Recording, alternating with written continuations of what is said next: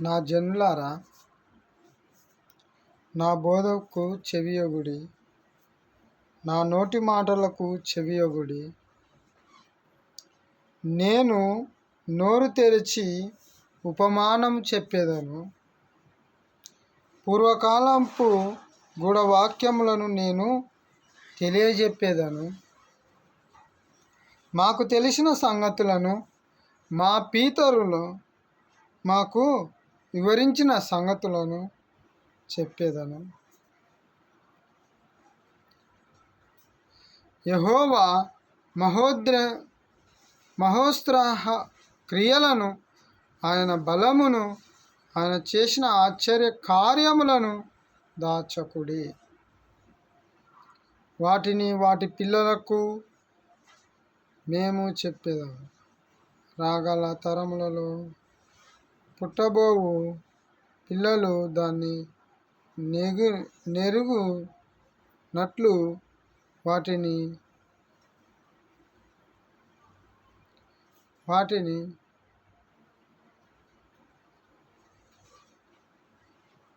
వారి పిల్లలకు మేము చూపెదము. రాగల తరములలో పుట్టబోవు పిల్లలు దానిని నెరుగునట్లు వారు లేచి తమ పిల్లలకు దానిని వివరించినట్లు వీరును దేవుని యందు నిరీక్షణ గలవారై దేవుని క్రియలను మరువక ఉండి యథార్థ హృదయులు కాగా దేవుని విషయమై స్థిర మనస్సుని లేని వారై తమ పితరుల వలె తిరగబడకయు మూర్ఖతయు తిరుగుబాటును గల ఆ తరమును పోలి ఉండకయు వారు ఆయన ఆజ్ఞలను గైకొనున్నట్లును ఆయన యాకోబు సంతతికి శాసనములను నియమించాను. ఇజ్రాయేలు సంతతికి ధర్మశాస్త్రమును అనుగ్రహించాను. మన పితరులు తమ శత్రువులకు దాన్ని తెలియజెప్పవలెనని వారికి ఆజ్ఞాపించాను.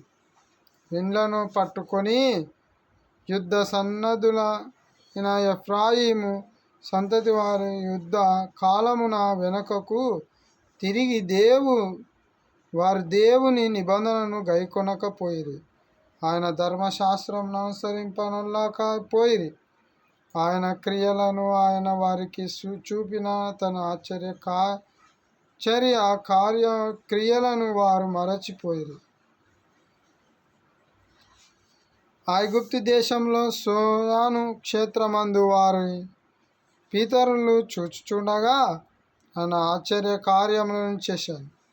ఆయన సముద్రమును పాయలుగా చేసి వారిని అద్దరికి నడిపించాను.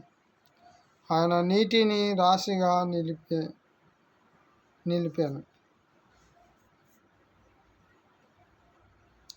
రాత్రి అంతయు అగ్ని ప్రకాశములో నుండి ఆయన వారికి త్రోవ చూపాను.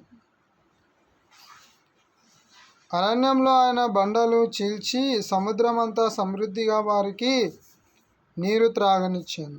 బండలో నుండి ఆయన నీటి కాలువలను రప్పించాను. నదుల వలె నీళ్లు ప్రవహింపజేశాను. అయినను వారు ఆయనకు విరోధముగా ఇంకను పాపము చేయుచునే వచ్చేది. అడవిలలో మహోన్నతుని మీద తిరగబడేది.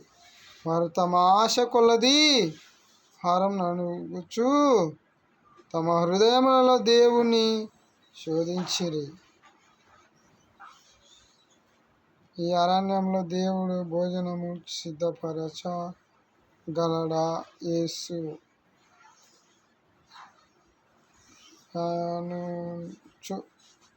అనుచు వారు దేవునికి విరోధంగా మాట్లాడారు.